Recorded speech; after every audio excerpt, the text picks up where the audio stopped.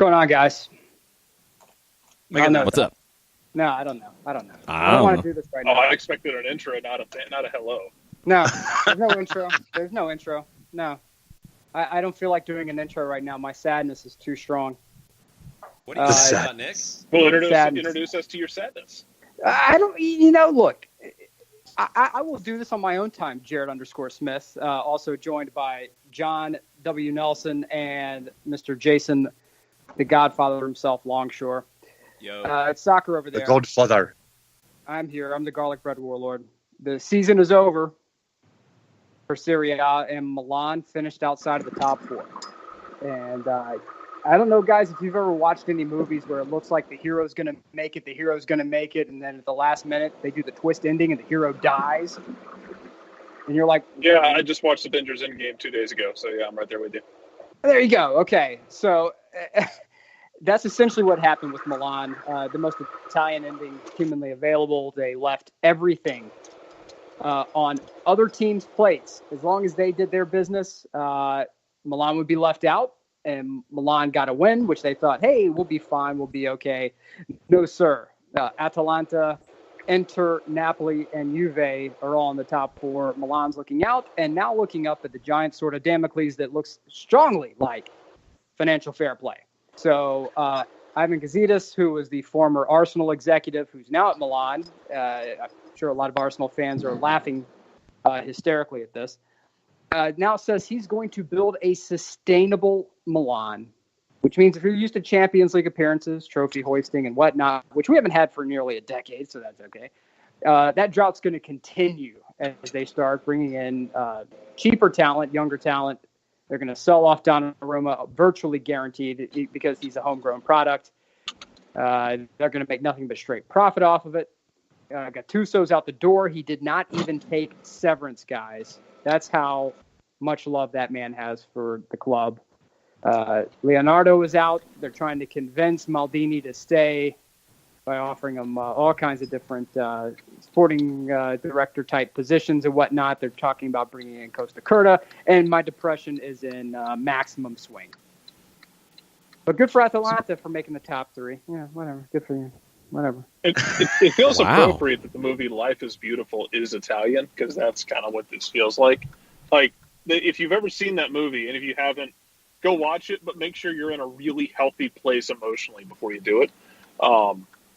Because this movie's going to wreck whatever you got going on that's good. But I just think about the ending where we're just going to continue to make it look like it's all fun and games, and then it's not. And then somebody dies. Like Her Majesty's Secret Service when James Bond, George Lazenby, and Diana Rigg are driving in the mountains and the sniper gets Diana Rigg at the end of the movie? I have not actually... Okay, we're about to have an argument about me having not seen more than like 2 James Bond movies. Well, I'm there with you, Jared. It's all good. I mean, this is the only Bond movie where he got married. Yeah. Taming of the Shrew kind of thing. It's the worst one, guys. It's the worst one. It's one. Well, not the worst one. I walk that back. Lazenby, that was his one foray as James Bond. Let's go ahead and preface this with saying yes. It's his one outing as James Bond. The opening scene where he issues typically a witty line, or they have the stunt. The witty line he utters as he breaks fourth wall, looks at the audience and says, well, this never happened to the other guy. And then they get into on Her Majesty's Secret Service theme song. But it was an interesting Bond, but you're not missing anything by not watching that one. Okay. So what can we do to cheer you up, Nick? Guys, we can talk a little bit about some of the stuff going on around the world. Look, Italy is what it is. I honestly, all joking sometimes aside, it may be good. Sometimes it may be, But salute to Atalanta. I mean, Gasparini did an amazing job. If you want to know what kind of team Atalanta is, imagine like one of the most small market teams in any of the major sports, right? So imagine like I'm not going to say the Cleveland Browns because they're not typically cellar dwellers, but imagine like if when Oklahoma City Thunder were actually getting to like the Western Conference Finals, that's what this was like. When the when the Kansas City Royals made the World Series. That's what this is like for Atlanta. Like Milwaukee or Oakland or something like that? Exactly. Kansas City feels like a good comparison. Oklahoma City got handed Westbrook and Harden and Durant. From the move from Seattle. Yeah. I believe they got handed just that whole position. I want to say the Harden move was actually made when they were in Oklahoma City, the draft of Harden out of Arizona State. But they had Durant up in Seattle for a year. They got handed a gun with a couple bullets in it. Kansas City ain't had a gun with a couple bullets in it since John Sherwold left in the 80s. Yeah. And now they're right back there. Ned Yost went from being man, Ned Yost might have something here too. Oh, no, he's still Ned Yost. Well, and the thing is that Napoli, they finished second place, right? Obviously, 79 points, not the same as the near 90 points that they won last year. But the fans are ready to riot against Carlo Ancelotti. They're ready to get him out. Ancelotti's calling for peace amongst the Napoli faithful. They want Maurizio Sarri back. That's not going to happen. So Napoli's in a bit of turmoil. Juve, Massimiliano Allegri is out the door. So they're looking for a coach now. Inter, you're talking about Spalletti being out. They're looking for a coach now, but Conte is allegedly going to take over in the next couple of days. So, guys, there's a lot of turmoil at the top of Serie A right now when there should be a lot of stability. Roma's looking for a new coach, but we all knew that when the Tinkerman was going to take over Roma, that it was a one-way trip, right? We knew without question that this was it. Now they're in full rebuild mode. De Rossi is out. He's gone now, and the way they did that was exceptionally shady. So is Pallotta going to be selling the team? Is he keeping the team? Will they ever build a new Olimpico Stadium? Who knows? There's talk that Mihailovic is going to come in and be the manager of Roma, which just has everybody in the top 10 laughing. But it is what it is. But, guys, there's a lot going on here. There's a lot of coaching moves. And it all goes back, like we talked about previously, with Chelsea, who is probably going to be one of the most important players this summer, even though they're not going to be buying anyone.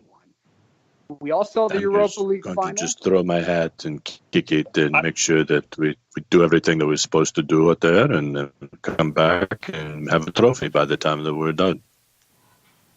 I like to think that he's just winning trophies despite the fans at this point. The fans and the players who are just man, why do we have Sarri? He's I'm just going to win trophies to piss y'all off. I'm just going to win trophies to piss y'all off even more. I'm trying to do my best Sarri impression. It's okay. It's good. It's a good one. It's a good one. I'm shocked here that I'm still seeing heat on Twitter from Chelsea fans saying Sarri out, Sarri out. What more do you want him to do outside of? They want Mourinho back, or they want Ancelotti back, or so. I don't know what the vibe is, but it's yeah, we're winning, but we don't want to win with you, is what it seems like to me. They're not going to get any of those guys. No, that's the thing is if you run Sarri out of town, you're going to get Frank Lampard or John Terry. And you're going to get, a legend at the club, but an unproven manager at that level. And I don't even know, and this is where a lot of conversation goes, I think, around the game at this point. I don't even know if there is a clear thought on what they want. They just don't want Sarri. They're just we don't like this. Well, what do you want? Well, we don't like this. And that's really not Sounds the familiar. way. That's the wrong way. That sounds familiar. The question, where have I heard that before? Yeah. Right. Yeah. Where have we heard this? A coach is being successful, and it's well, we want him out. Say hello, everybody, to the Duchess. She wants to say hello. Hello, Duchess. But the question is, if you chase Sarri out, you're going to have to tell the next manager. Let's say you have a big-time manager who's going to come in, and you're going to pay him all the money in the world, and then you're going to say, hey, you have a 2-window ban. So, what are you going to do? How are you going to convince somebody to come in and handle that? And that's why I think it's going to be either Terry or Lampard, because, hey, you're going to come home and you're going to bring the old glory back, and you're representing what's all good and golden about Chelsea, and you're going to take one for the team. No, it's, hey, you're at Derby County. Do you want to come to Chelsea? hey, you're at Yes. Aston Villa. You just got promoted. Do you want to come to Chelsea and be the main guy? Okay, cool. Here you go. And they're going to take it. You don't have to do any convincing. Hey, you got Right. Aston Villa promoted. You want to stay up for more than 1 year? Come on over to Chelsea. Yeah. But in the end, this is one of those situations where you have a guy who has openly said, "Hey, I want to ride this thing out. I want to stay with Chelsea, but it's not my decision to make." His words, "Not my decision to make," which means that it's going to be on Roman Abramovich. It's going to be on the board, and the fans have not done anything to endear themselves to this man. And the culture, as we saw before the Europa League final, there was some drama between Gonzalo Higuain, who's on about his fourth tub of Nutella at this point, and David Luiz. And it is what it is. Look, I'm sorry. The guy's the Carmelo Anthony of world soccer. And if anybody wants to come at me on Twitter about that, feel free. Have at it, because that man is way overpaid for what he's doing. So if Chelsea jettisons him, he goes back to Juve. Now they have to do a radical roster restructuring because they can't afford it. Then they're going to try to go and negotiate with Chelsea to get Saudi out, so they're going to have to double pay for that. What are you going to do? And you can go get Jose Mourinho again. Have fun with that. We already know who he is. Sure, he's put on a good face at when he was commentating for BN, but that doesn't necessarily mean that guy's ready to come in and take over an organization and change his ways. We know who he is. So if you're Chelsea, have fun with Frank Lampard. Go ahead and get your club legend and have fun with it. And when you guys are mid-table and you're not getting anything done and you have to turn on your legend, come and talk to me. Because as somebody who watched the same thing happen with Pippo Inzaghi, Clarence Seedorf, Montella, let's see, who else? The list goes on and on. Gennaro Gattuso, keep it going. Yes, you eventually will have to turn on your legend. And if you want that, go ahead and keep wishing for these guys to come in and run your club. The cleanest thing to do is to keep Saudi there. But I think they've already screwed up on this beyond repair. Because if Juve comes in with the right offer, I think it's a horrible fit. But Saudi's out the door, and then you are stuck with a manager who's not used to managing at that level, with no transfer windows to bolster the squad how he deems fit. I'm just, I look at this and I'm just like, I don't see anything where Saudi stays. And I honestly think it's going to be either Lampard or Terry that's going to come in. And I don't know I know what the Chelsea fan expects. I just don't know if they're going to get what they expect. And it's not going to come in the timetable that they're going to want it to be in. Well, it gets a little worse for him because after the Europa League final, Eden Hazard finally admitted, yeah, I think it's about time. So you're talking about Eden Hazard being out the door and all this change. It's not what you want. But if you guys saw the Europa League final, it looked like Arsenal was holding their own for a little while, right? It looked like the first half, everything's okay. We're cruising along. We're competitive. In the second half, the wheels just didn't come off. It was like an episode of Mad Max. The car just blew up. Does this prompt Stan Kroenke to dump one more dime into this team? Do you think that there's needs all over the board? How much do you think Arsenal's going to dump this summer to try to rebuild that back line? I saw a lot of people talking about it as it was happening, and I have friends who are Arsenal fans. I'm not as invested as they are, so I don't really have an English team that I live and die with, but I saw a lot of people talking about this is a team that, you had guys who you should have gotten rid of a year or two ago and bitten the bullet on. And instead of getting rid of a guy, a year too early, you got rid of it. You're going to be forced to try and get rid of him a year too late. But nobody's going to take an Özil. That's just not a great situation. If you're Arsenal, I don't really know what the solution is if you're Arsenal at this point. I guess it's just kind of get what you can. But I don't know what you can get is. I don't know what the answer to that is, and I don't know how much you're going to want to invest to rebuild this thing. England's really interesting right now because you have Manchester City, who is far and away. You have Liverpool, who is really close. They're right there this year. They weren't there last year. They're in Champions League final. Okay, they're right. They're in the ballpark. Manchester City built the ballpark. Liverpool's in the ballpark. Tottenham, I mean, they haven't competed for the league title. Chelsea and Arsenal used to be there. They haven't really changed much, and now their nice little building that they built for themselves is no longer competitive with what Manchester City's doing and what Liverpool's doing. Manchester United, forget it. They're still trying to figure out how to get in their own stupid building. So it's just works. They lost the keys. It feels like the league from, 10, 15 years ago when it was Manchester United, Chelsea, Arsenal driving everything. They just kept going at the same speed, and Manchester City and Liverpool, and I think Tottenham, at least to a degree, sped past them. And I don't know if Chelsea and Arsenal have realized that, hey, wait a minute, we're not playing the same game anymore. I mean, one of the guys who was part of that team certainly was happy to put a thorn in their side. Yeah. So if you had told me beforehand, hey, this whole thing, it's going to look like Arsenal's in good shape, and then Olivier Giroud's going to score, and the wheels are going to come off, I'd have gone, okay, yeah, I that's not unreasonable. Olivier Giroud being the key part of that, okay, cool, yeah. Well, I mean, there's Unai Emery, after losing, says our idea is to continue to carry on and improve with the young players that have arrived. Maybe some players need to leave, but it's not the moment to speak about that. We have the possibility for a lot of players to improve. We have young players getting the first experience of a final, and I'm positive for our future with young players getting better in our way. And there's actually a poll up right now at Sky, which Arsenal players should stay and who should go.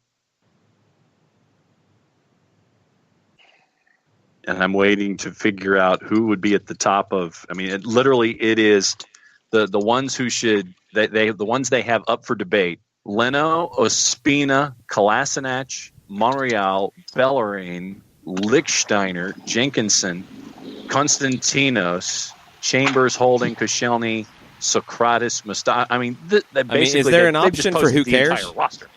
Is there an option for who cares? Because none of them are starting in the Champions League final. None of them would be starting for Manchester City. They're not good enough. No. They're not good enough. They're not going to attract players who are good enough anymore. Arsenal and Chelsea and Manchester United are not playing in the same league as what Manchester City and Liverpool and to a degree Tottenham are doing right now. They're just not. Tottenham's got to prove it, and they're doing it a completely different way. They've got to prove it over time. But Chelsea and Arsenal and Manchester United just feel like they're stuck in neutral. Like none of those players would factor into either of the top two teams in the league or in Tottenham, who's in the Champions League final. None of those players would start, I don't think, for any of those three teams. So, I mean, get rid of all of them. Who are you going to get? Nothing different. That's where you're at right now. Chelsea's the same way. Manchester United is the same way. They're all the same. They've been lapped, and I don't know if they've realized it. No, I don't think they have either, especially the more that Ed Woodward is in charge still at Manchester United after all this time, Jarrett. I mean, to me, Woodward is the personification of what is wrong at Manchester United. Is it bad that Chelsea won, or that one of those teams had to win? Is it better to have lost that? I know it's a stupid question. It's always better to win trophies. But in the long run, is it easier for Arsenal to sit there and say, okay, well, we need to just blow this up? And if they had won trophies, they say, no, let's just lean on this even more. Let's just triple down. I don't think it matters. I really don't think it matters either way, because if Arsenal blows it up, what are they going to go get? I think the way to be there with City and with Liverpool is to do what Tottenham is doing and actually develop. Like, go get young players and develop them instead of, I'm going to get into a bidding war with the usual suspects, and I'm not going to win that. You have to out-scout, outwork, and out-develop those teams to compete. That's what Arsenal and Chelsea have to do. They can blow their team up and they can go get a bunch of other replacements that are at the same level, and it's the same thing. They've got to do things differently. And I think that's what England is evolving into right now.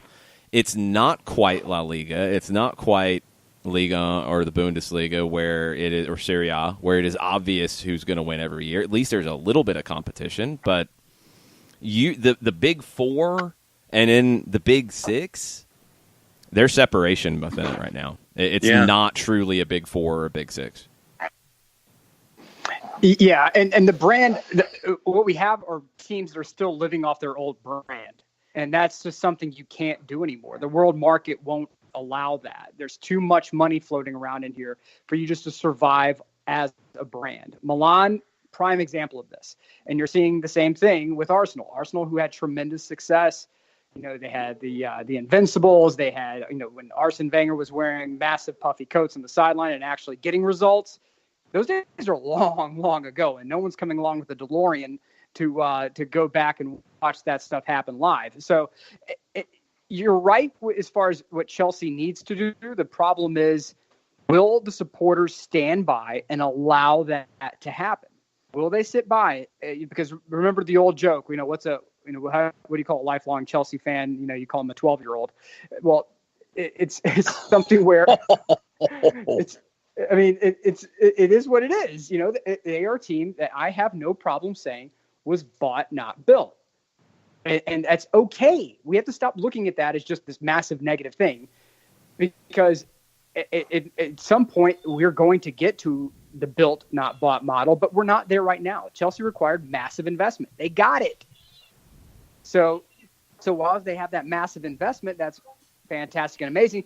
But there are teams out there that can't survive off of that. And Financial Fair Play's put a cap on the amount that you can continuously do that with.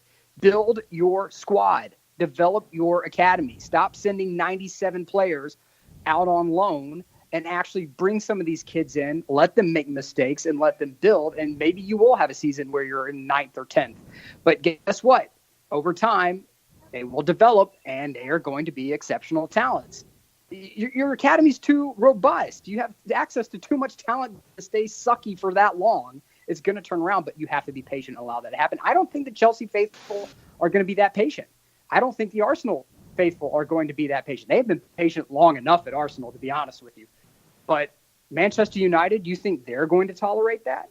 No, there's no way. I disagree on Manchester United because they have a history of it. And I think there is a little more of an ingrained idea in it. They're going to have to sell it. And you will have some fans who won't get it because, it's still even been a while for them. But they have a history of that more than the other two. And with Solskjaer there, you have a link to that. So I think they could spin it and make it work. Chelsea is the one that they used to be Manchester City. And I don't know if they can deal with the fact that, they're not anymore. And it doesn't seem like Abramovich wants to do that anymore. So what are they? Are they Everton? Are they just a good club? Like a mid-table good club? Without their previous spending habits? Yeah, that's who they are. That was their history, was around that kind of level. Like, it was a nice club, but not a powerhouse. And I don't know if those powerhouse days are coming back, and especially with the penalties that they're facing right now. Well, not just that, but it depends on how long Abramovich stays in the game. He's not exactly a well-loved man in England right now from the higher-up perspective. So I think it's all hitting on the point that, for me, would be the biggest fear if I was a fan. And you guys are hitting the point, is my ownership, is the board, going to be conscientious enough to realize that we can't outgun a Man City, and we have to change the way we do things. And do we, maybe take a step back now, rebuild the way we're playing, and then become like a Tottenham, if that's possible? Or do we just try and fight against it all, fight against the current, and end up falling down into, I guess the thing for me that's worse than being terrible is just being forgotten and being average and being just blah. You're fighting for a Europa League spot every year, if that. But do you know what door number 3 is? Door number three is the European Super League. And that's how you make sure that these things don't happen. Or whatever the European Super League ends up being, where no, we're Chelsea. No, we can't be out of the Champions League. We're Chelsea. We have to be in the Champions League. It's good for the Champions League. We have to be in it. Make the rules where we're in it all the time. Don't change that. That's what some of these clubs are fighting for, and that's their biggest hope right now. Well, it's the Wizard of Oz. I want to see. It's the Wizard of Oz. It's the giant holographic head and, yelling commands at people and flames and everything else. And what do you have? You have a man behind a curtain pulling some strings. That's all you have. If you do that, you're essentially telling the whole world, yeah, we can't operate in financial fair play because we're too bad at our jobs. You're saying that money is the ultimate first aid kit, that we have no knowledge on how to build, develop, and run a club on a day-to-day basis and have it be sustainable. That we don't know how to manage our return on investment. Chelsea, when you look at Callum Hudson-Odoi, you're talking about trying to send him. He wants out. Like he says, "Oh, I want to go to Germany. Okay, I want to stay. I want to go to Germany. I want to stay." But why is this happening? Because they don't know how to manage him. They don't know how to say, "Hey, kid, go on the field, have fun, win some games, develop, and become a superstar wearing this jersey for the rest of your playing career." They don't know how to do it because they keep bringing in bum after bum after bum. And when I say bum after bum, that's pretty much how the Chelsea board's viewing these guys and running them out of town in a season or two. And when you start putting caps on it, you start realizing, hey, there may be a little bit of logic that works in the Eredivisie. Oh, what do you mean that you have a player like De Ligt, then we're not trying to sign him to an insanely long-term contract? Oh, you're going to sell him and make a ton of cash? Okay, great. That's the business model. There's logic behind it. So I don't know, guys. To me, it's something where we have to start going to a more sustainable business model, and it's coming down the road, and it's going to come faster than maybe some people would like. Yeah, I mean, it's a different world in England. England was the one that a lot of people pointed to, was like, oh, well, they're not La Liga. To me, it's looking a lot like La Liga. I mean, Liverpool's got to stay where they're at. Manchester City, how long does Pep stay? When does he get bored, essentially, and say, you know what, I need a new challenge, or I just don't want to do this anymore? And can Tottenham keep Pochettino and keep pushing along on their path, which is a different path? Do they come back to the field, or do they just keep growing and separating from everybody? Because, like, right now, what title race outside of England, with the two that were there fighting for it, what title race in Europe was compelling? 0. That's a problem. That's a problem. And people say, why is the Champions League talking about doing these things? That's why. That's 100% why. Because Juve, Bayern, Real Madrid, Barca, PSG, there's just not much else for them. And the Champions League is it. And look, the Champions League format as it is, it's a crapshoot.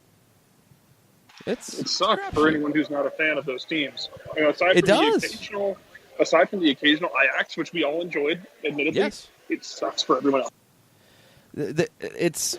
You've got to look at things differently, because Ajax and Tottenham should be two examples of showing you that there are other ways to do it.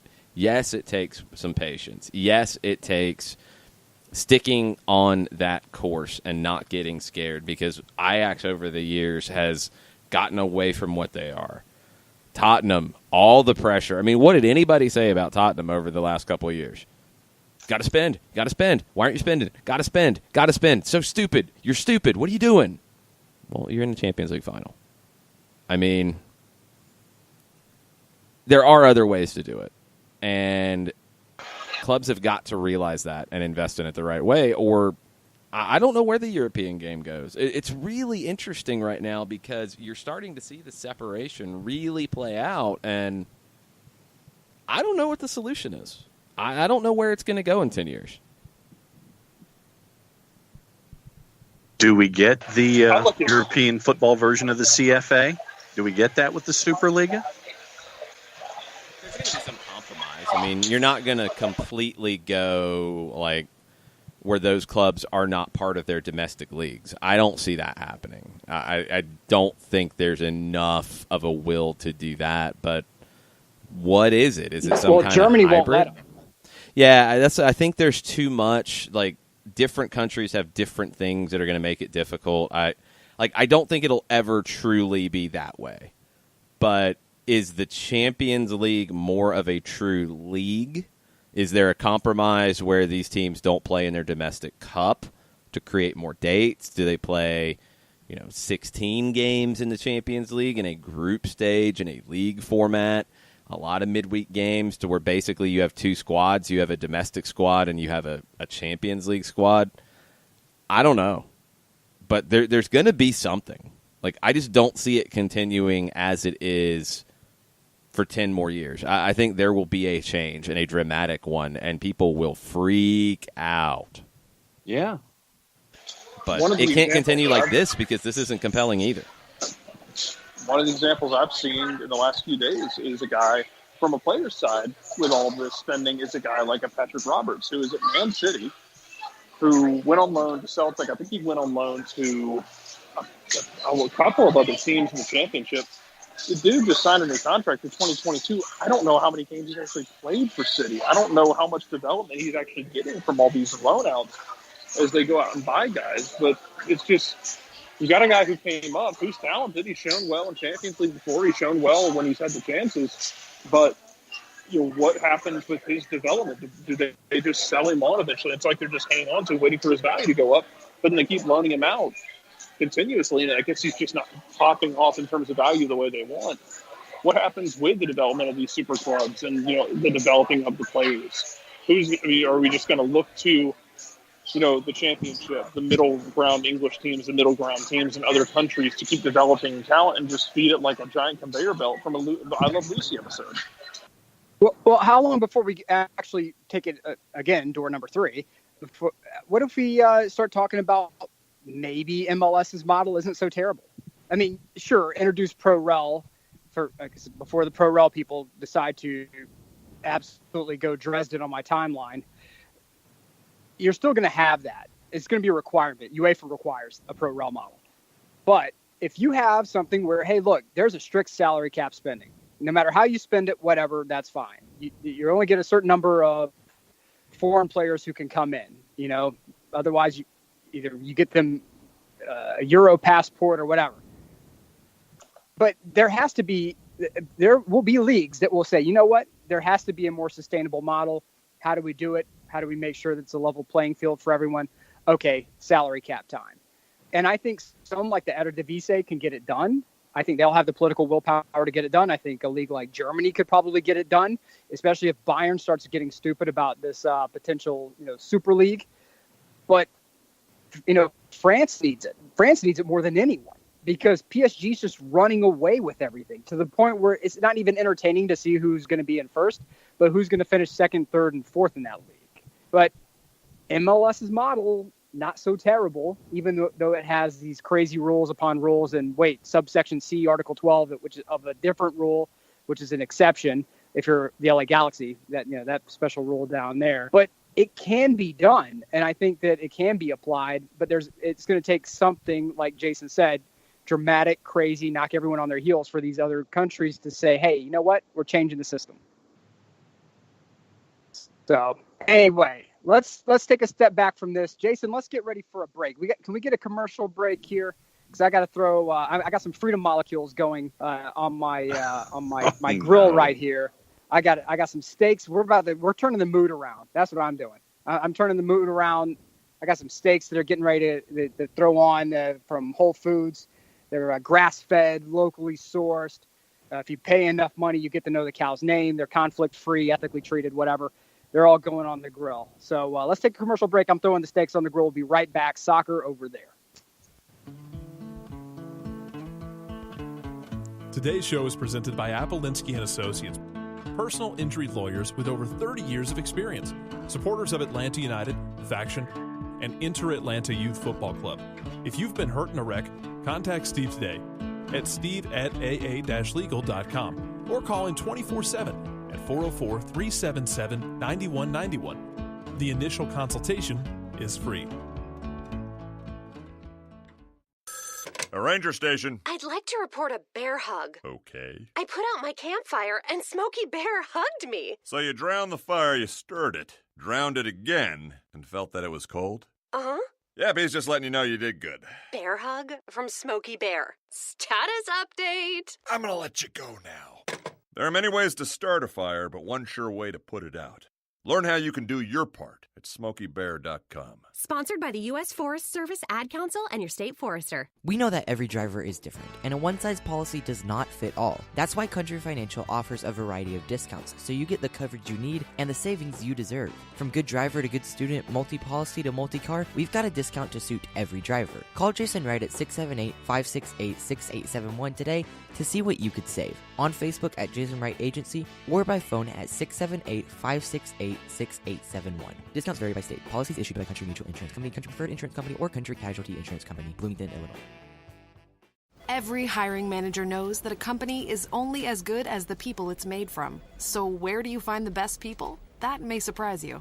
Meet the grads of life. Young adults of unique determination and experience. An ideal fit for your company in an entry-level position, internship, or even mentorship. They might not have every qualification you typically look for, but they're exactly who your company needs. This is talent worth knowing about. Go to gradsoflife.org to learn how to find, cultivate, and train this great pool of untapped talent. Brought to you by the Ad Council and gradsoflife.org.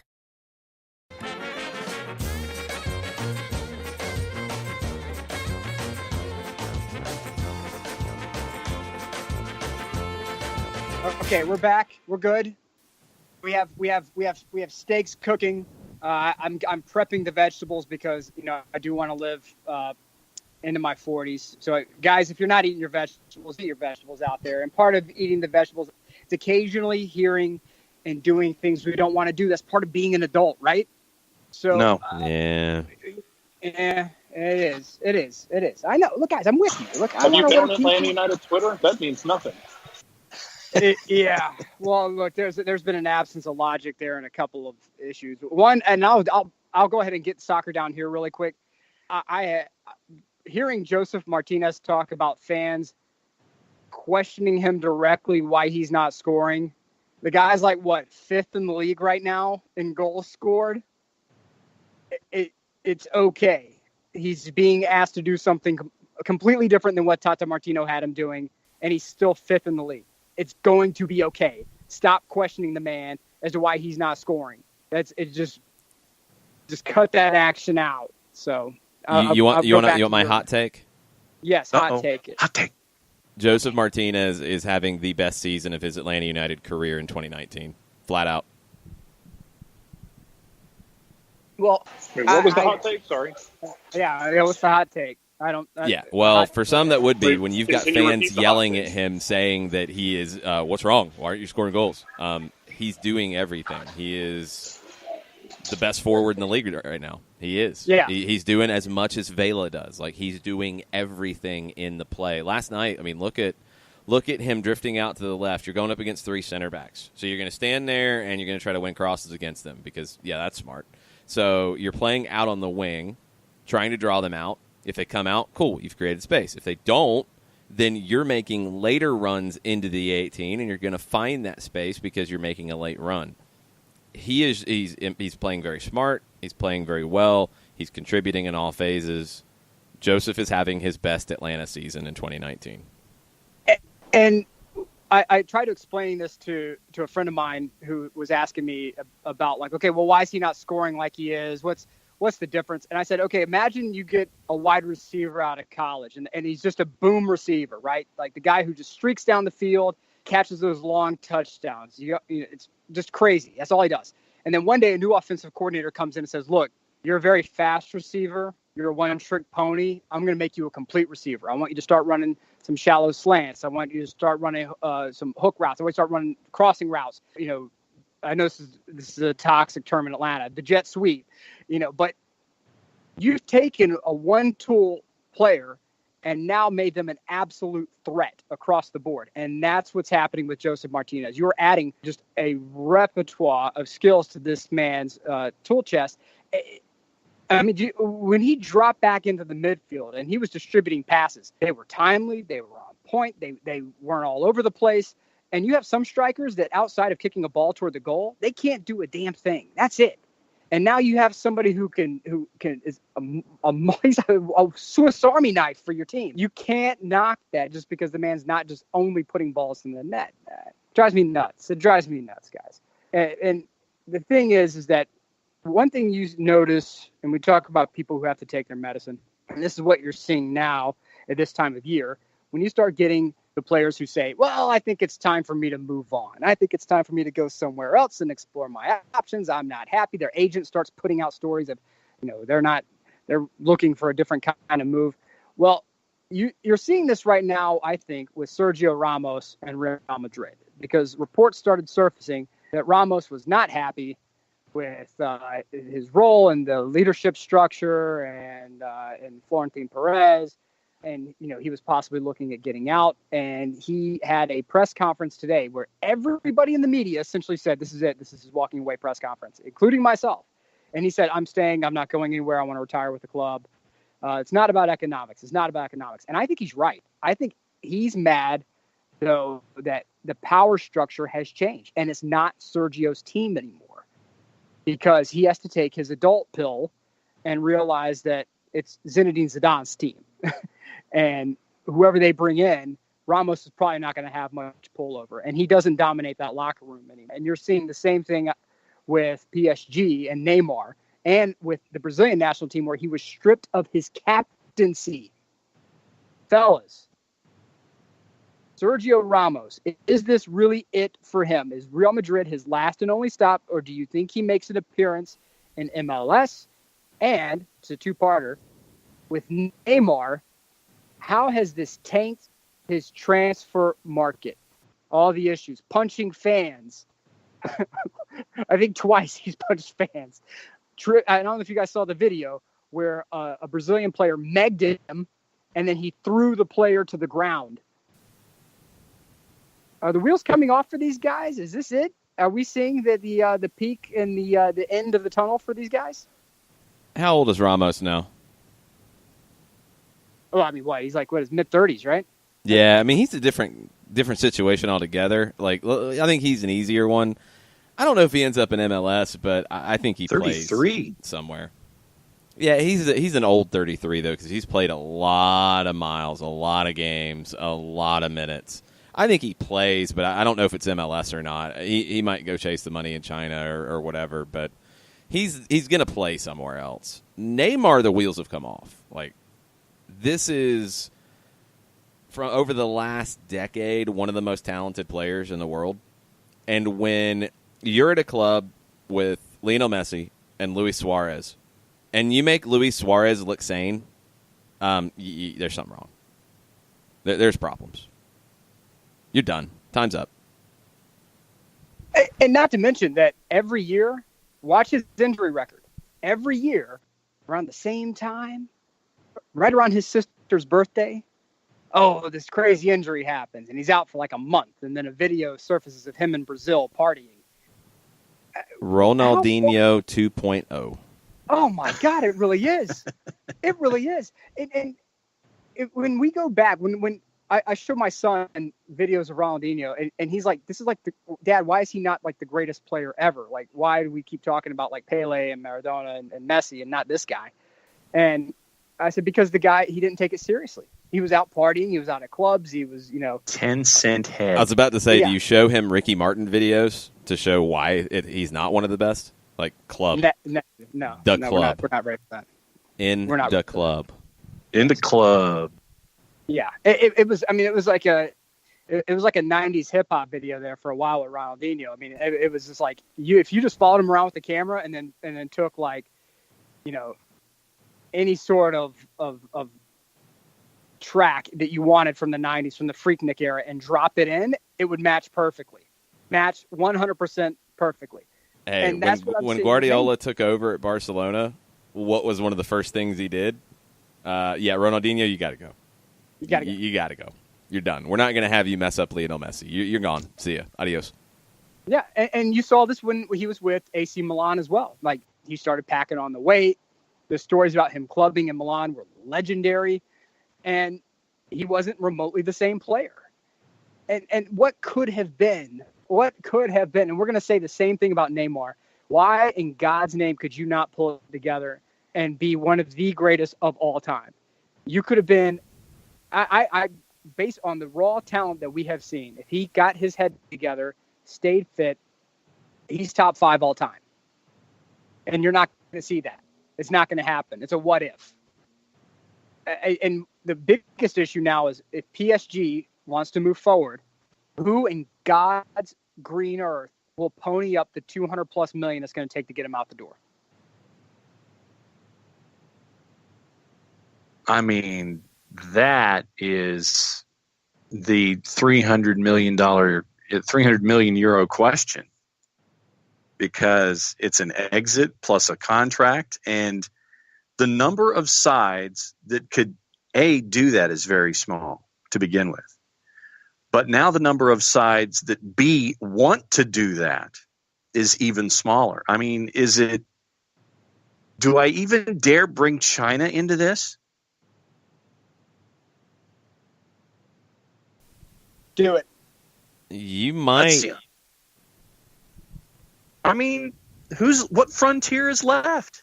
Honestly, what frontier is untouched that might sit there and take a flyer and go, yeah, we'll drop that, and you bring Neymar in? Because I mean, Europe's pretty much burned to the ground with this. I mean, you could go United Arab Emirates or Qatar or somewhere like that as well. I mean, UAE, he's still got name like value. I like that. But the joints are really, really small. That wish list at almost 1.4 million euro a week. Yeah. Wage. No. No. Nah. And that's what we're looking at now, though. And when we talk about the shifting world and the need for a Superliga, and really though, how sustainable is that? Because as we have witnessed with Neymar, there is a cap. Whether you want there to be or not, the player's talent and the longevity of said player. Ronaldo, yes, he is a scumbag off the field, but you cannot deny the man's work ethic to stay on the field. And there's a reason why at his age he is still a top flight player, and because he has the head for training, the head for staying in the game and reinventing himself to be competitive. I wish to God he would transfer a tenth of that to his off-field persona, but that's neither here nor there, and we can't really do anything about it. Hopefully Las Vegas police will. But I think we're seeing it now. Like you said, when you spend that much on one person in the era of financial fair play, at some point teams are going to say, what really was the return on that? What was our ROI? Well, did we really get anything out of that? What about Ajax? How much did they spend again for that Champions League run? Oh, why can't we do something like that? Because as the billionaire businessman, the Americanization of business, where you have people come in and they are very cutthroat. What's my profit? What's my loss? What was the return on investment here? As that starts to spread, you're going to realize very quickly that you have to change your method of doing business. And the Neymars of the world are going to have to adjust. The super agents are going to have to adjust. But there's one American businessman, guys, who has decided to throw his hat into the ring again. Again. For Syria. Rocco Camiso, the owner of the New York Cosmos. Guys, he's in talks to buy Fiorentina, who finished 16th, by the way. They almost got relegated. Well, so, once again, buy low, sell high. I mean, I see where he's going. I get it. Yeah, he tried to buy Milan. For those who are new to the show, Rocco Camiso was one of the people who were trying to buy Milan from Young Hong Lee, and before the Elliott Group came in and took over. I actually think this is a good move. I I know he's crazy. I know he's certifiable, but what president in Serie A is not crazy near certifiable outside of the Agnellis? But that's, a different story. Atalanta? Oh no, I think they're sort of crazy. Okay. The fan base makes fit up that in. level of crazy. He'd fit in. No doubt he'd fit in. And the difference here, when people want to know what the difference is between the Piazzas of the world, even the Jim Pilatas and Rocco Commisso, was Rocco Commisso lived in Italy until he was 12, and then he moved over here to the States. So he spent formative years there, where he would have an understanding of the culture, the bravado, what is required, the legacies of the team. He would be old enough to understand most of that before coming over, and enough to stay in touch. He would probably still speak Italian with a proper accent. So and I know that people are like, well, what does that count for anything? It does count for something. So this wouldn't be like Frank McCourt going over and being a part of Ligue 1. No, absolutely not. Absolutely not. This is an ownership group with money that could immediately start investing into the squad.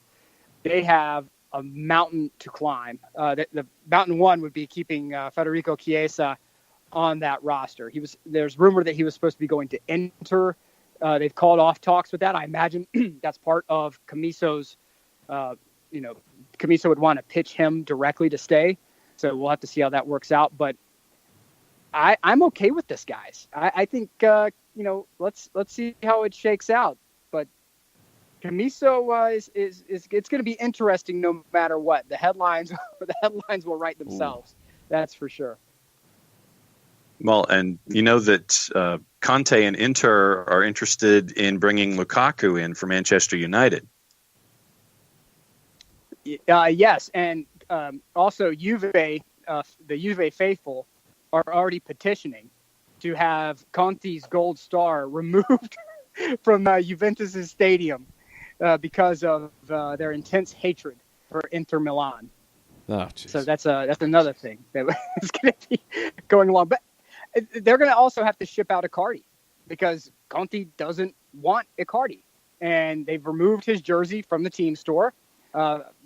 Reading reports of that anyway. So where does Mauro Icardi go? The Mauro and Wanda show. Who would take him? The UAE.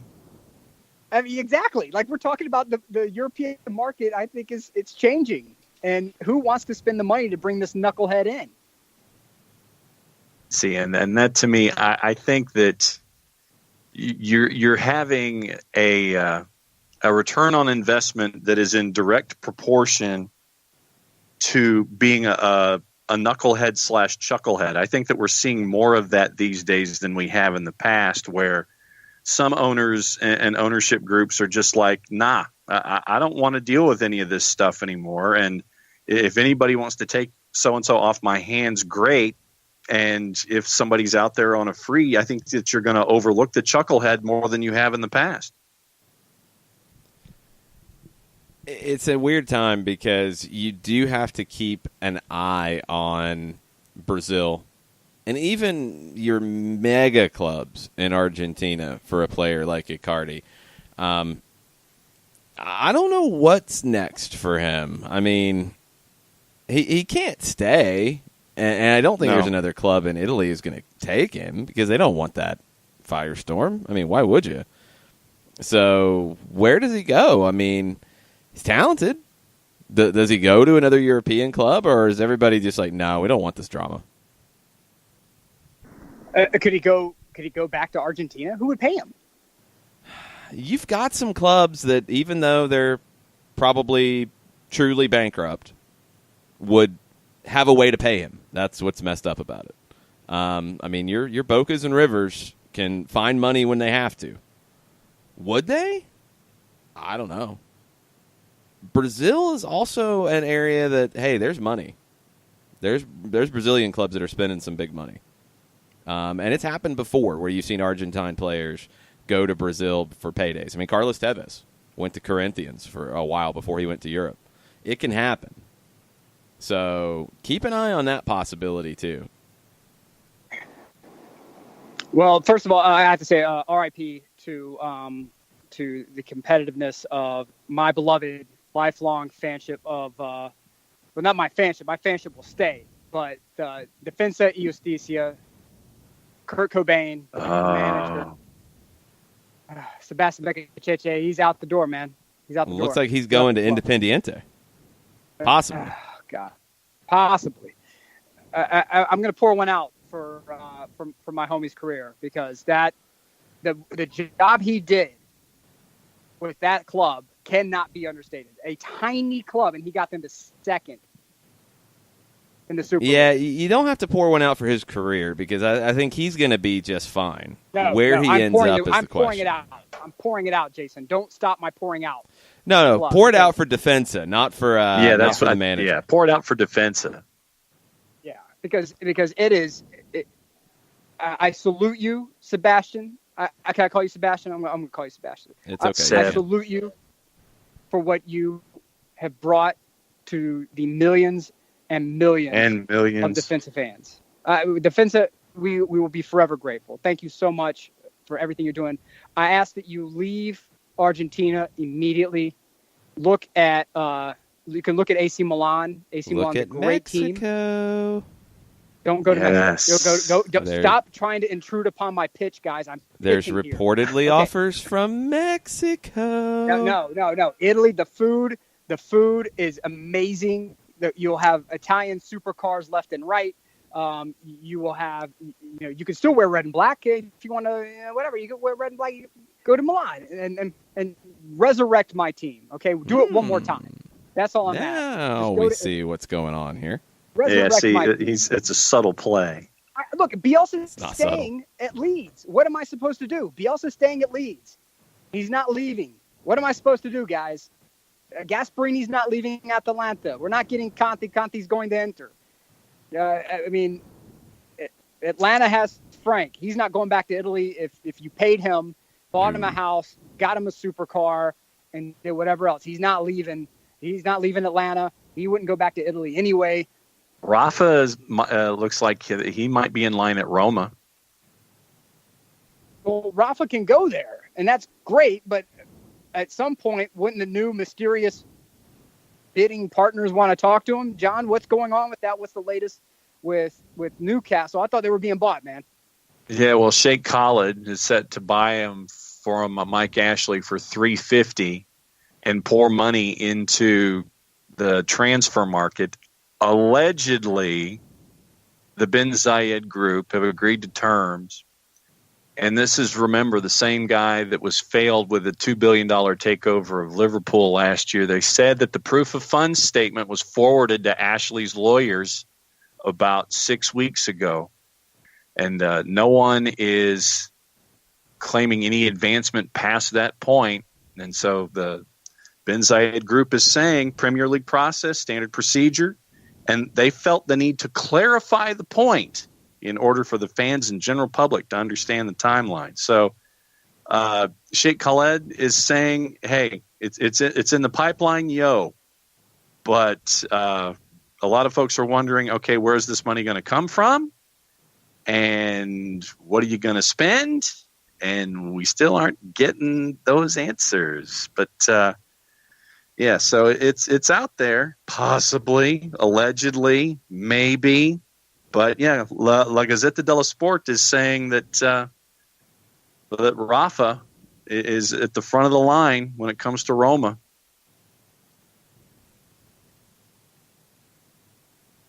Jose Mourinho's looking for work. So's Sam. No. I don't want Jose Mourinho anywhere near Milan. Nowhere near. I think Rafa to Roma would be a great hire. It all depends on what's going to happen with Jim Pilata. He has to get out of Boston and get into Rome and start spending time with those people and spending time with, at Trigoria and start really investing himself in the club. These rumored video conferences that he's been doing, the fact that he didn't show up face to face to tell De Rossi he wasn't going to be renewing the contract says that there's a massive cultural divide there. I think Rafa could do wonderful things in Italy. But Roman needs help. He can do it. He's proven that he could do it with Newcastle under Mike Ashley. He could do it for anyone. But God help those poor fans of Newcastle. Somebody has to come up with some real money to get that team out from under him. And I know that a lot of people want just make it happen. Just get anyone in there. Guys, make sure it's somebody that has real money. Don't deal with these people who have monopoly money. There's a lot of them out there who pretend to have enough money to buy a team like this. They don't have it. So just trust the process on this. But I mean, if Ashley doesn't sell, he better throw all of the laser disc money at Rafa Benitez to get him to stay. Oof. Well, an update real quick on your guy Nick Beccacheche out of Defensa. Looks like it's all but done for him to go to Independiente. It appears that it is all but done for him to sign the deal and be in charge of Independiente.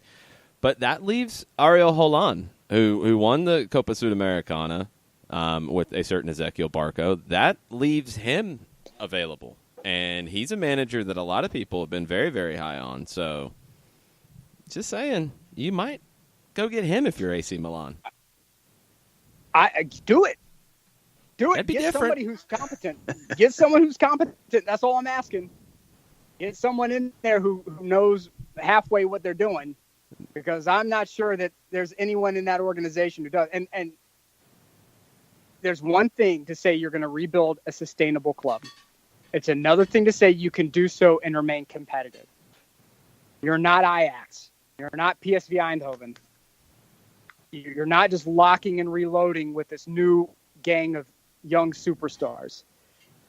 You're going to have to do some selling on this. And if Gazidis, if he pulls off anything like he pulled at Arsenal, there will be riots in the streets, because Arsenal stayed competitive on virtually no budget, true, but look at where they are now.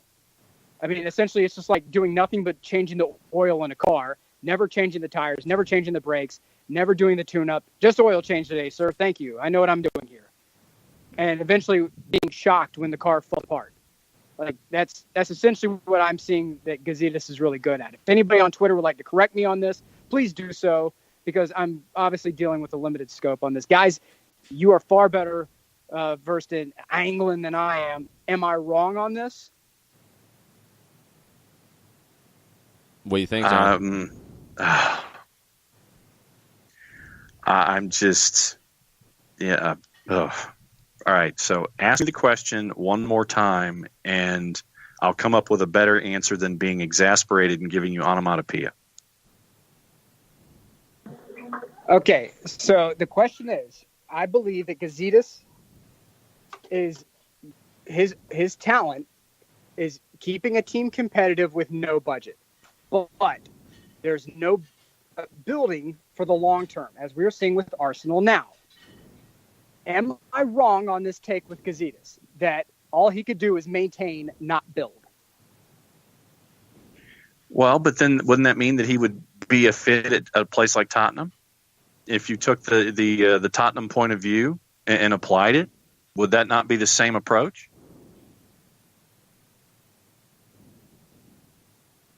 But the thing is that Milan is going to be buried in financial fair play, right?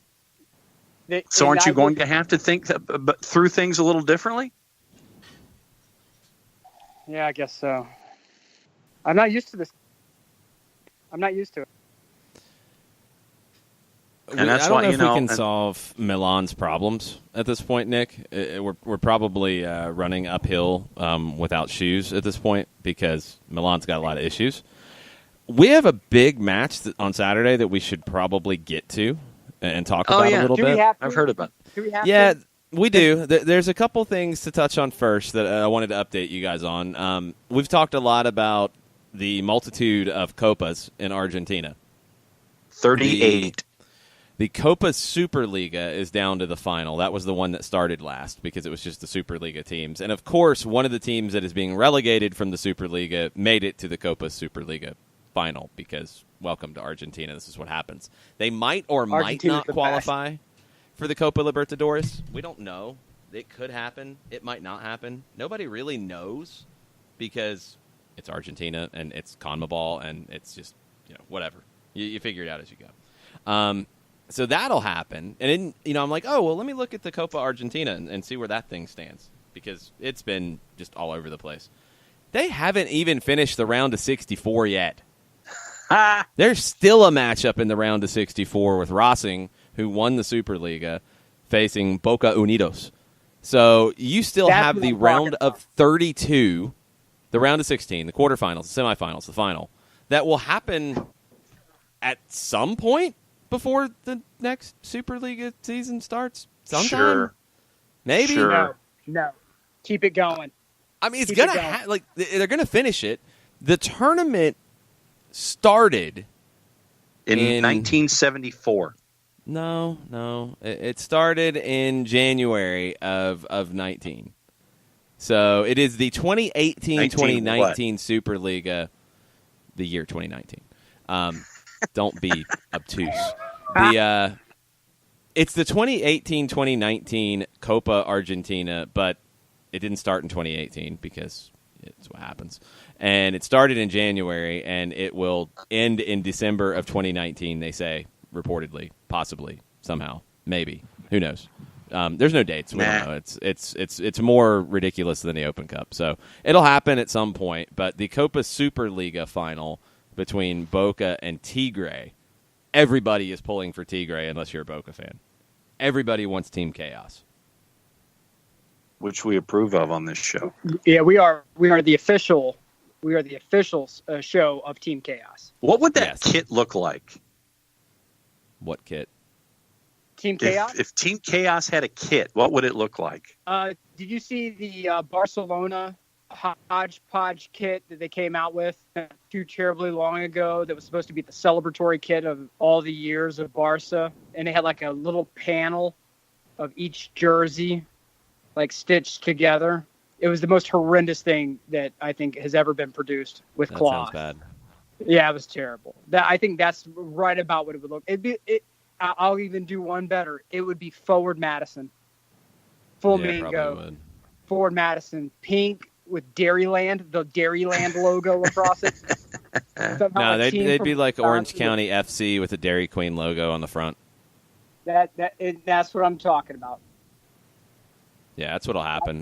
The Copa de la Superliga final is on Sunday. If you have Fanatis and you are interested in watching Team Chaos Tigre face Boca Juniors, the big heavyweights, the champions will reportedly qualify for the group stage of the 2020 Copa Libertadores, with the runners-up reportedly being entitled to a berth in the 2020 Copa Sudamericana. Although some people say that won't happen if it's Tigre, some people say it will. Who knows? Maybe. The Champions League final, we do know at least what's going on here. It's Tottenham and it's Liverpool, and England is taking over Madrid right as we speak. I don't like any of this, guys. I don't like any of it. With $1,800 a night hotel rooms in Madrid. Woo, get money. And apparently none of the people who are showing up there from the world media are showing up with their luggage. Apparently, there's like 4 or 5 reporters who are showing up and no luggage with them. So well done, Madrid Airport. Hey, it could have been in Baku. Maybe their luggage is stuck back in Baku. No, nobody went to that. That was a nightmare. That was a nightmare. The people with the McCurchin jerseys getting stopped by the cops and all that. That was a poor. I can't say I'm surprised. Yeah, but. So let's go ahead and get to these Champions League picks. We know who's in it. We know what is happening here.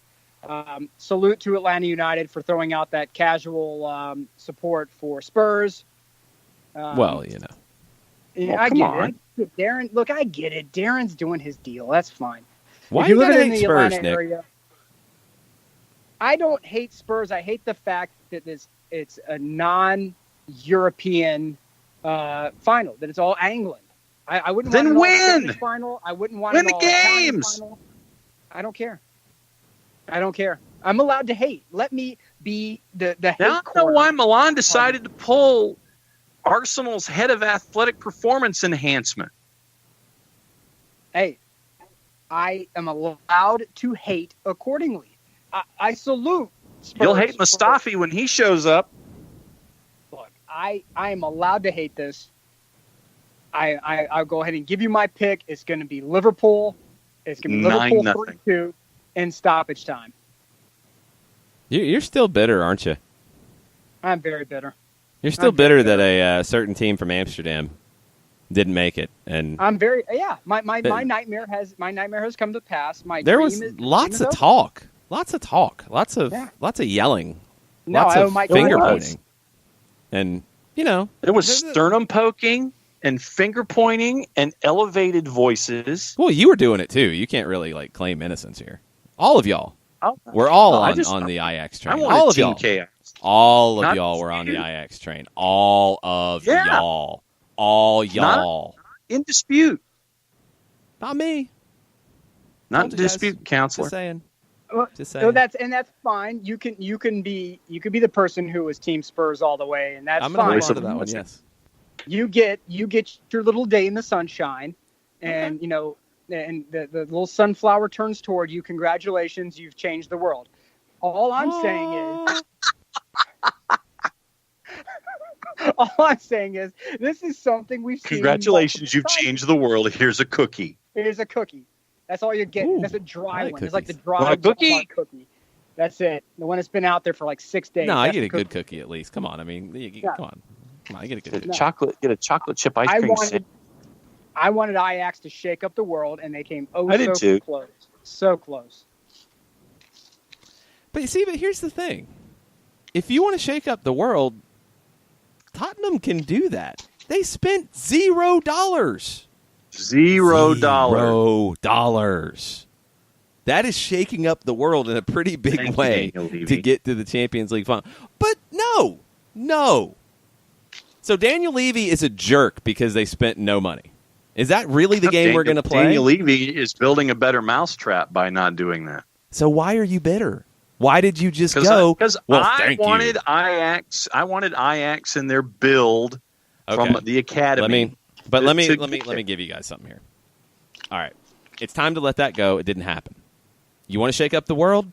What Tottenham has done is pretty nearly as impressive.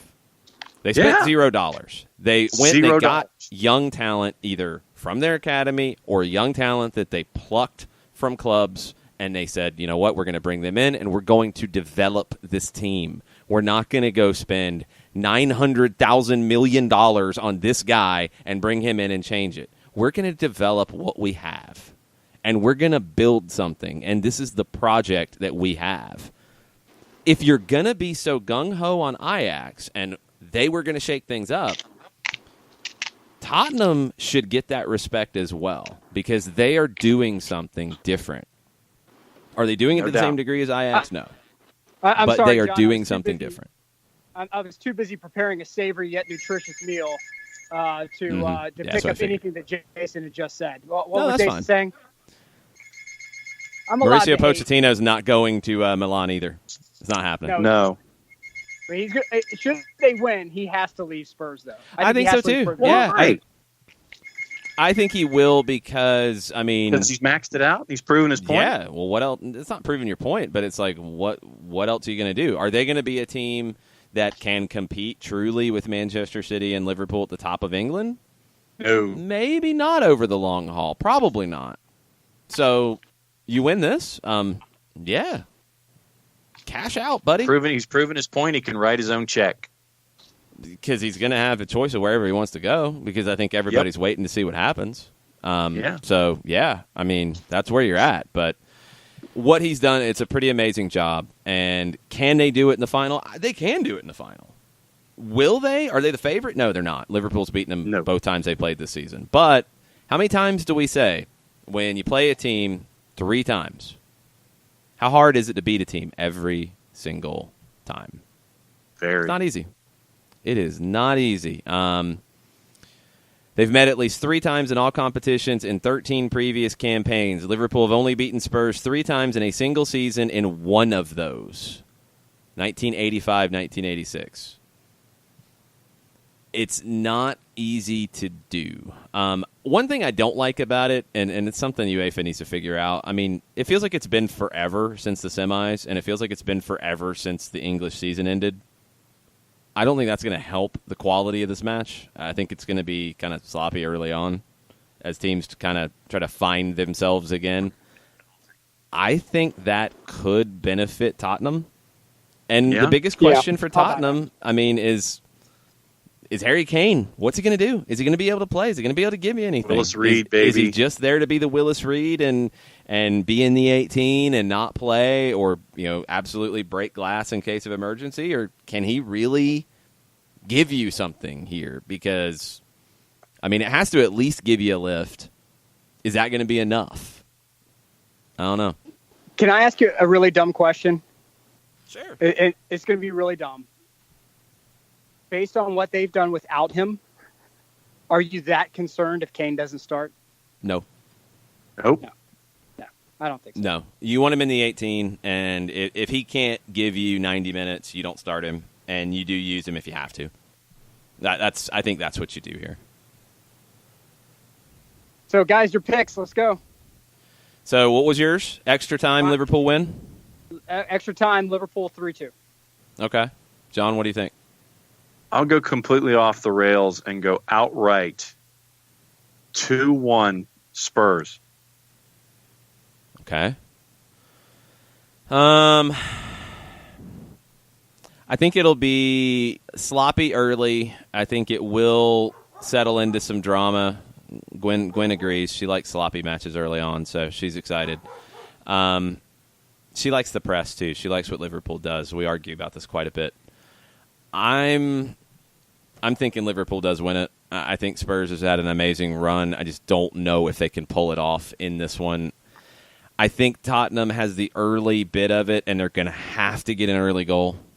If they get a goal in the first 15-20, then watch out. Because I think if it goes to extra time, Liverpool wins it. Yeah. I don't see Spurs surviving 120 minutes of what Liverpool can do to them. I think if that happens, Liverpool wears them down and wins in extra time. The only way Spurs win is if they get an early goal. And I just don't think it'll happen because I think it'll be too disjointed early on. I think they'll have some threats. I think they'll put a scare in Liverpool. I think Liverpool ends up getting it done. I think it's a 2-0 Liverpool win. Right now, Liverpool at -200 to win the match. Spurs at +165, as always, for information purposes only. Oh yeah, totally. Yeah, absolutely.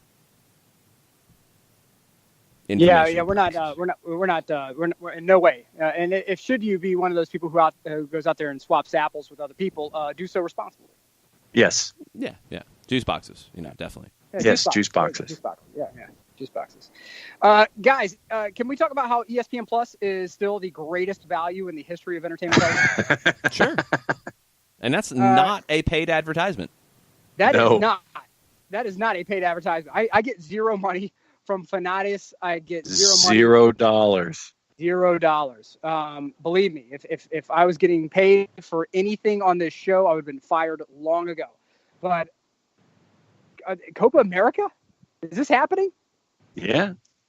On ESPN Plus. Yeah, beIN apparently had the rights to all of the other continents, and ESPN Plus stepped in. So now it is ESPN Plus that has practically every continent and every first and second world nations soccer matches on their platform for $4.99 a month.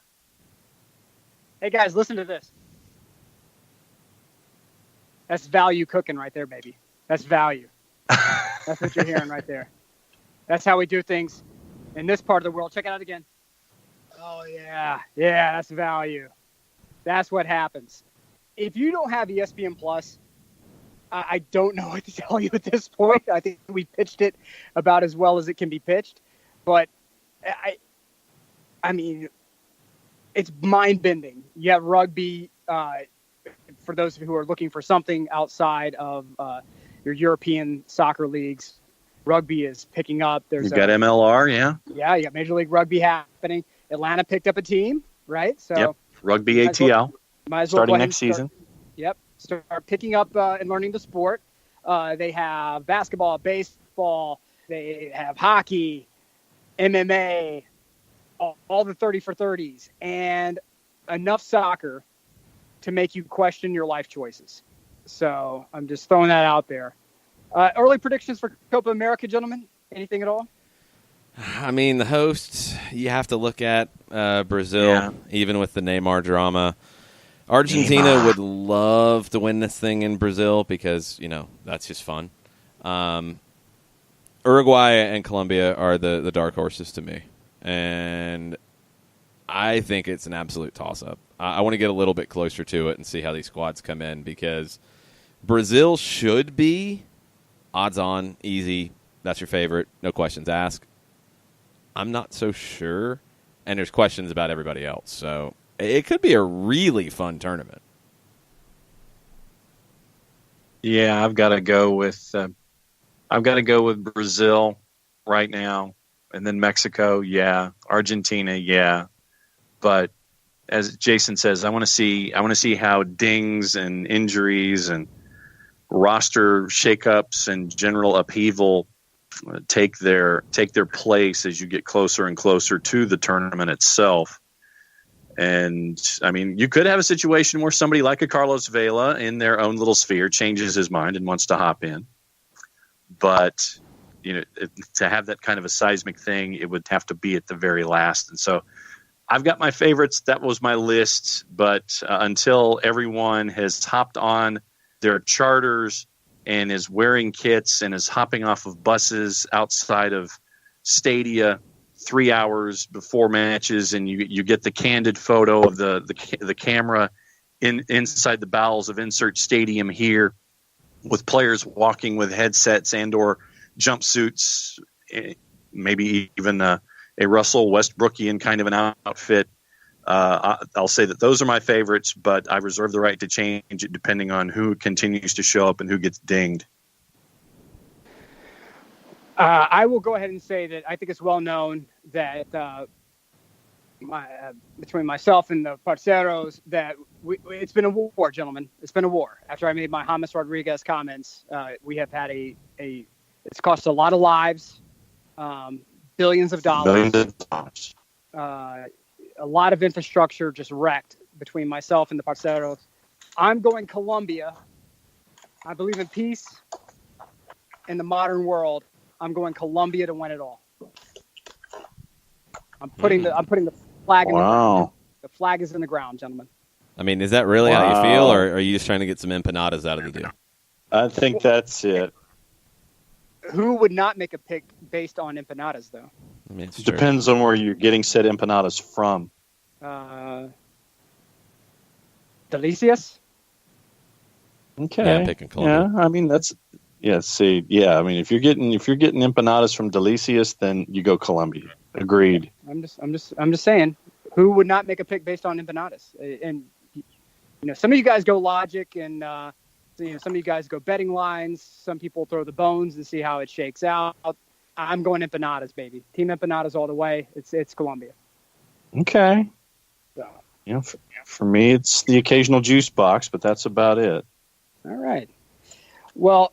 I will go ahead and say that we may have another show. The next couple of weeks, I'm going to be traveling. So there will be hot drops from the road. But let's see what we have. Monday, we'll do the Champions League wrap-up, where we talk about Liverpool's excellent win over the dastardly Spurs. Those dastardly Spurs. Right. It's so you're saying that Pochettino is like Snidely Whiplash, or is he Muttley? I can never say he's Snidely Whiplash because he helped get Atlanta Tata. So I can never speak an ill word of that good gentleman, but I will simply say that I'm mad because Ajax isn't in it, and they're the ones who removed my precious Ajax from the tournament. So as a result, they are scoundrels of the highest order. And Scalawags? They are scalawags. They are individuals of ill repute. And as a result, I will say that the glorious, wonderful, superior Liverpool side, coached by the dashingly handsome Jurgen Klopp, will be the winners, and we'll talk about that in great detail on Monday. So just gonna throw that out there before we get out of here. I hope you're really sad now. I hope my pick is wrong. I hope my pick is wrong. I want my pick to be wrong, and I want Nick to cry. Why do you think I went Liverpool? I mean, why do you think I went Spurs for my selection? Because you don't actually make predictions like you're supposed to. Like, you're supposed to predict what you think is going to happen. I think Liverpool's going to win. I think they're the better team. Do I want to see them win in this? No, I'm going to pull for the underdog. But I am making the prediction that I think will happen. No, and that's why I went ahead and said, because that's not a prediction. For Spurs, that's a rooting going interest. Going against Spurs this entire time with all of my selections, what did it get me? It got me bumped out of the tournament. So from now on, just understand that whenever we have prediction segments, go opposite John is what not I say. making a prediction. John is trying to play psychological games with the Cosmos, not the New York version. No, I'm making it a point, and you guys know where I stand. Now, John, I can't do anything for John though, because I'm brave with my picks. I wish John would be brave with his. I hope my pick is wrong, but I think Liverpool's going to win. All right. Because guys, the sadness I have experienced lately, just think about this. Seba leaving Defensa. We're going to have to rebuild. Milan turning into a flaming pile of space junk. What am I going to do with that? Skylab FC. It is Skylab FC, baby. And what do I have to deal with now? Spurs possibly hoisting the trophy. And I know the Weavers are out there listening right now. And we sit next to each other at the Atlanta United games in 233 row 1. They're laughing all the way to the bank right now. Not today, baby. What do we say to the God of death? Not today. It's not happening. Liverpool, get it done. It's the one time in life I've ever cheered. When the lightning's flashing and the thunder's crashing. That's right. Who do you count on? Jack Burton. I want, and as a Milan fan, if you're a Liverpool supporter, you know how much the acidic, evil taste is in my mouth right now, mentioning that I want Liverpool to win the Champions League. Guys, how tough do you think that is for me to say? You're going to cry on Monday. I really think you're going to cry on Monday. Let's go. We're going to go toe-to-toe there, Mr. Longshore. And when it happens, because we're all going to be at Mercedes-Benz Stadium early, we're all going to be there, and we're going to watch the game on the Super Mega Jumbotron, the giant spacecraft-looking television screen they have there. I want you to look down from your booth, because I can look right up and see you and Conti. Go ahead and give me a little thumbs up or thumbs down with how you rate the match. That's all I'm asking. Okay. Can do that. Yeah. Just look right down. Just look straight down. That's all you got to do. Look, just I think remember, Liverpool's going to win, but I will totally rip off Kevin Keegan and say, I would love it if Spurs wins this, because Nick would cry. See? That's my approach. I would remember love what it. Jack Burton does when the earth quakes and the poison arrows fall from the sky and the pillars of heaven shake. Yeah, Nick Khalifi just looks at that big old storm right square in the eye and he says, give me your best shot, pal. I can take it. I don't even, John, I don't know what you're picking and what you think's going to happen and what you want to happen. I have no idea at this point. What I want?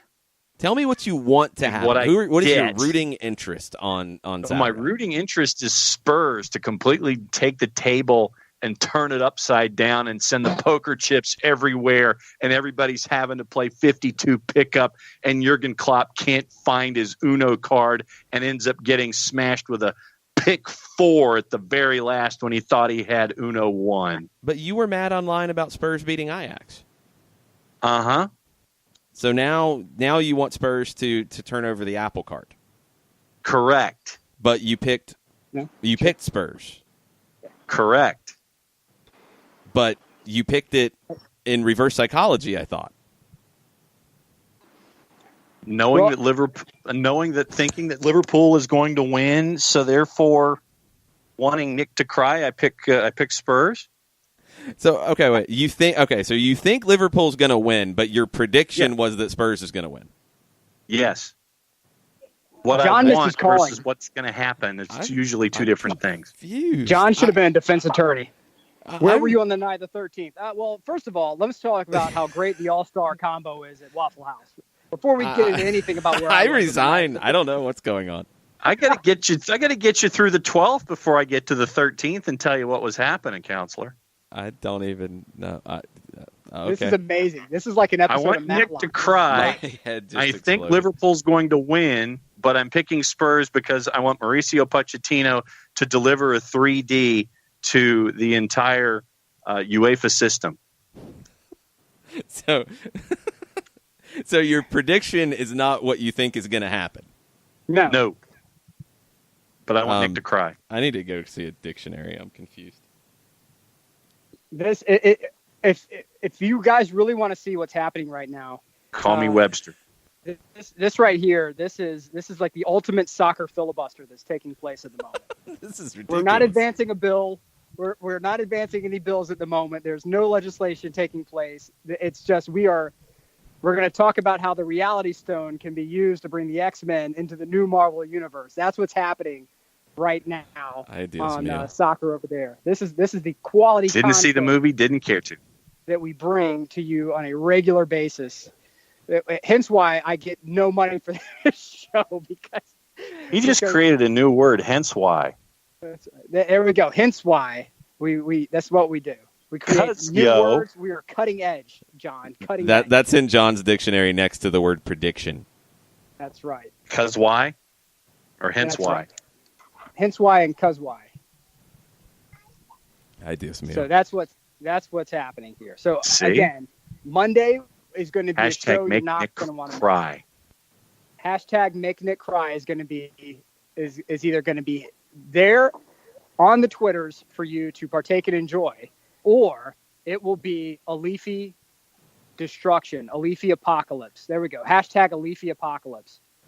No, I think you'll be happy at the end of the game on Saturday. I think Liverpool handles their business pretty well, but I hope that doesn't happen. But Liverpool's the favorite here, and they should win. If they don't, you got some questions for Jurgen Klopp at the end of it. All right, heavy metal football. Let's make it happen. I want Liverpool to win nothing in life with this game. So if I can get it, then we'll be great. We'll be wonderful. So, all right. So thank you, John, for that epic filibuster. I'm going to immediately start lobbying you to run for Congress, and because I want to see those skills on C-SPAN. If we can make that happen. A little inside information here. When my son was younger, that's how I used to punish him. Is I would make him whenever he had to filibuster. Whenever he would act up, I would put on C-SPAN and make him watch C-SPAN. But that's intelligent television there. Well, right, but that's the thing is that if you're a 4-year-old and all you want to do is run around and play, and you have somebody talking about the fiscal year budget, whatever, and line item X for a extra bolts on a super carrier, that's torture and a half. So for all you parents out there, new parents especially, C-SPAN, if you want to find a way to discipline your children. So there you go. More information that you will only learn on soccer. The more you know. Okay, we've gone way into overtime here, into extra time, guys. What's going on? Where can we find you? We will have a tailgate show presented by Appolinsky and Associates on Saturday at what time's the Champions League final actually kick? Just after 3, or is it 3:30? Yeah, just after 3.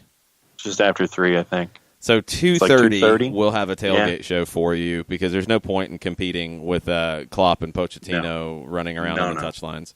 So 2:30 from the Gulch. You can watch that on Twitter at Soccer Down Here. We've got the show tomorrow with maybe John will learn what predictions are between now and then because we will make predictions about Atlanta and Chicago.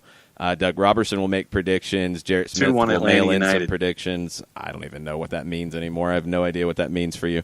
Mike Conti will join us as well, and we'll get you set for Atlanta and Chicago and a busy weekend around MLS. And we'll talk some Open Cup as well now that Atlanta knows Tuesday, they're heading to Charleston. 7:30, June 11th, MUSC Health Stadium.